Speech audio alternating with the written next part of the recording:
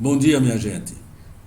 Estamos aqui de volta para iniciar o nosso trabalho, o estudo de física, esperando que todos estejam se protegendo do corona, para que brevemente nós estejamos novamente juntos. Então vamos iniciar a nossa aula de hoje estudando composição de movimentos, ou de outra forma, movimento composto, certo? Para estudar a composição do movimento, nós temos que inicialmente fazer uma introdução sobre vetores, porque o estudo dos movimentos compostos se utiliza muito de soma e diferença vetorial. A toda hora nós temos que fazer uma soma vetorial, uma diferença vetorial. Então vamos fazer essa introdução sobre soma e diferença vetorial. O primeiro caso, tá certo, que vamos analisar são dois vetores no mesmo sentido. Tá? Vocês estão vendo aí à esquerda, A e B no mesmo sentido, depois o vetor soma, tá certo? Que se determina exatamente somando os módulos. Para encontrar o módulo da soma, é só somar os módulos dos vetores. Um vetor vale 3, outro vale 5, é só somar, dá um vetor soma de 8. Esse é o primeiro caso e o caso mais simples. Vamos ver o segundo caso. No segundo caso, os vetores são perpendiculares, eles não têm o mesmo sentido, Eles têm direções perpendiculares. Está aqui uma figura à esquerda, o vetor A e o vetor B, eles são perpendiculares. Para você fazer a soma, primeiro você constrói um retângulo cujos lados são os vetores A e B. Você constrói um retângulo. Pela ponta do vetor A, tira uma paralela ao vetor B. Em seguida, pela ponta de B, tira uma paralela ao vetor A. Forma um retângulo. Traça a diagonal, tá certo? Traça a diagonal, e essa diagonal, que está em vermelho, é a soma vetorial ou resultante dos dois vetores. Então, constrói o retângulo e determina a diagonal, que parte da origem comum dos vetores. Tá certo? Está aí feita a figura. Agora, olhando a figura, você está notando que o vetor soma é a hipotenusa de um triângulo retângulo. Então é só aplicar o teorema de Pitágoras. O vermelho é a hipotenusa de um dos triângulos retângulos. Tem dois triângulos retângulos aí, qualquer um dos dois. O vermelho, a soma é a hipotenusa. Aplica o teorema de Pitágoras e determina o valor da resultante em módulo, S ao quadrado igual A ao quadrado mais B ao quadrado. Finalmente, o terceiro caso, tá certo? Os vetores formam entre si um ângulo alfa diferente de 90. O caso anterior, o ângulo era 90. Nesse agora, nós temos um ângulo diferente de 90. Vejamos a figura. O vetor A e o vetor B, eles formam um ângulo alfa. Alfa não é 90. A primeira coisa que a gente vai fazer é construir um paralelogramo. Pela ponta do vetor A, tira uma paralela ao vetor B. Pela ponta do vetor B, tira uma paralela ao vetor A. Formou o paralelogramo e traça a diagonal. Quando você traçar a diagonal é o vetor soma. Muito semelhante com o caso dos vetores perpendiculares, Então, você constrói o paralelogramo e traça a diagonal. A diagonal que está em vermelho é o vetor soma. Pela regra do paralelogramo, a fórmula que determina o vetor soma é essa aqui, a lei dos cossenos. S ao quadrado, a soma ao quadrado é igual ao quadrado do primeiro mais o quadrado do segundo, mais duas vezes o primeiro pelo segundo, vezes o cosseno do ângulo alfa. Regra do paralelogramo. Com essa equação, você determina a resultante ou soma vetorial para o caso em que os dois vetores formam entre si um ângulo diferente de 90. Beleza? Vejamos agora o vetor diferença ou diferença vetorial. Até agora falamos sobre soma. Agora queremos falar sobre diferença. Vetor diferença ou diferença vetorial. Bom, vejam aí a figura, dois vetores A e B, o ângulo alfa, tá certo? Formado entre eles. Muito bem, nós vamos fazer o seguinte, nós vamos construir um paralelogramo, parecido com o caso anterior, Vamos construir um paralelogramo. Mas só que em vez de usar o vetor B, nós vamos usar o vetor menos B, que é o vetor oposto a B. O vetor B é o verdinho aí. Nós vamos construir um paralelogramo, mas em vez de usar o vetor B, vamos usar o vetor menos B. Está aqui a figura. nós traçamos o vetor menos b, que é o oposto do vetor b. Oposto tem o mesmo tamanho, tem a mesma direção, mas tem sentido contrário. Então traça o menos b, que é o oposto. Aí constrói o novo paralelogramo com menos b e a nova diagonal agora, em vez de ser a soma, é o vetor diferença, tá certo? Então, antes de construir o paralelograma, você substitui o vetor b pelo vetor menos b, que é o oposto, mesmo tamanho, mesma direção e sentido contrário. Com esse novo paralelogramo, acha a diagonal e a diagonal exatamente a diferença vetorial. A fórmula é quase idêntica à anterior, só muda o último sinal. Na fórmula anterior, o último sinal era mais. Nesta fórmula, o último sinal é menos. Dessa maneira, você calcula a diferença vetorial entre os vetores A e B. Tá certo? Muito bem. Está aqui a observação, né? O vetor B nós já comentamos, é o oposto. O vetor menos B é o oposto do vetor B. Então, vamos ver agora o princípio da independência dos movimentos de Galileu, né? Vamos fazer um comentáriozinho sobre isso. Nós estamos vendo aqui uma figura, veja bem, onde um avião está liberando pacotes de alimentos ou remédios para pessoas que sofreram naufrágio, os náufragos, né? Então, o avião está vindo em ajuda, né? Trazendo sacolas de remédio, de pacote. E quando esses pacotes caem do avião, certo? Quando eles saem do avião, você, tá certo, pode perceber, tá certo, que esse pacote ele tem dois movimentos. Ele tem um movimento horizontal, porque é provocado pela velocidade do avião, né? O pacote está com a mesma velocidade do avião. Então esse pacote tem um movimento horizontal para a direita, mas tem uma queda livre também, porque como ele é atraído para a Terra, além desse movimento horizontal, ele tem um movimento vertical. Então o movimento do pacote é um movimento composto. Por quantos movimentos? Dois. Um horizontal, que é causado pelo avião, né? O pacote tem a mesma velocidade do avião, então quando ele sai do avião, ele tem um movimento horizontal, com a velocidade do avião. Mas também começa a cair. Portanto, para um náufrago que está olhando da Terra, o pacote tem dois movimentos, um horizontal e um vertical. Um horizontal com a velocidade do avião e o outro vertical em queda livre. E esse movimento se processa através de uma trajetória parabólica, tá certo? Está aí a composição de dois movimentos, certo? O náufrago está vendo um movimento que é a composição de dois outros. Agora, como o próprio Galileu disse, né, o movimento horizontal simplesmente se superpõe ao movimento vertical de queda, sem alterar. Um movimento não altera o outro. Pelo princípio de Galileu, tá certo? Pelo princípio de Galileu, um movimento não altera o outro. Tem aqui a conclusão, ó. No momento da queda do pacote, dois movimentos podem ser observados. Um horizontal com a velocidade do avião, como eu já tinha dito, e outro em queda livre. Esses dois movimentos somam-se e resulta um movimento composto em trajetória parabólica. Mas vale salientar que cada movimento, tem uma observação aqui embaixo, cada movimento se processa como se o outro não existisse. Ou seja, você pode analisar o movimento horizontal esquecendo totalmente da queda livre. E também pode analisar a queda livre esquecendo totalmente o movimento horizontal.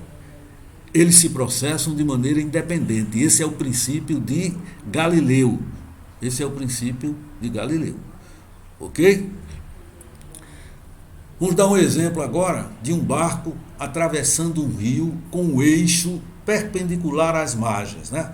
Nós vamos ver aqui um rio, tá certo? O barco na margem inferior, inferior, e ele vai atravessar esse rio. Vamos ver como seria a travessia se não existisse correnteza, se o rio não fosse um rio, por exemplo, fosse um lago. Pronto, não tem correnteza. Então como é que o barco atravessaria esse lago. Veja lá, o barco seguiria uma trajetória reta, ó, não tem correnteza, ele sairia de A e chegaria à margem B no movimento retilíneo. Isso supondo que não existisse o que? Correnteza, fosse um lago e não um rio. Agora vamos analisar o movimento do barco considerando que a correnteza também existe. Ora, agora o barco terá um movimento composto. O movimento próprio dele, que a gente viu aí sem a correnteza, um movimento próprio, também chamado de relativo às águas, né? A gente viu, já está aí na figura. Mas agora vai ter a correnteza, vai ter um outro movimento de arrastamento para a direita. Além do movimento próprio que o barco executa, indo de A para B, aí na figura, a correnteza vai arrastá-lo para o lado direito. Aí nós teremos esse tipo de movimento que veremos agora. Olha o que o barco vai fazer. Movimento composto. Né? O movimento próprio relativo às águas é quando ele segue a linha reta, de A para B. E esse movimento inclinado é quando ao movimento do barco, tá certo? Se sobrepõe o movimento da correnteza. Quer dizer, a correnteza ajuda, arrasta ele para a direita. Então ele segue essa trajetória inclinada aí. Ok? Agora, nós podemos representar as duas velocidades agindo no barco, a velocidade própria do barco, que é VB, está desenhada agora aí em azul, né? A velocidade relativa às águas, né? Velocidade do barco relativa às águas, é VB. Ou velocidade própria porque só depende dele, do motor, não depende da água. E a velocidade da água para a direita. Olha, formou aí um par de vetores, né, com ângulo de 90 graus. Nós aprendemos a achar a resultante. Desses vetores. Nós construímos, né, o retângulo, traçamos a diagonal, tá certo? A diagonal é a resultante desses dois vetores, tá certo? A diagonal é a resultante. Então está aí calculada a resultante do movimento composto. É só aplicar o teorema de Pitágoras. Aí você encontra o valor da resultante.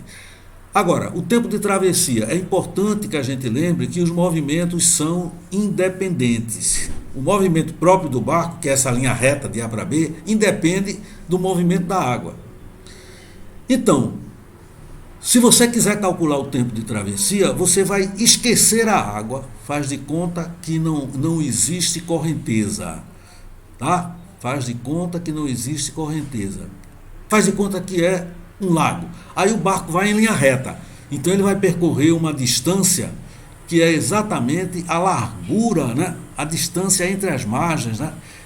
Se ele vai de A para B, ele vai percorrer certamente a distância entre as margens. Então, aplicando que V, vou usar só o movimento do barco, então só interessa a velocidade do barco.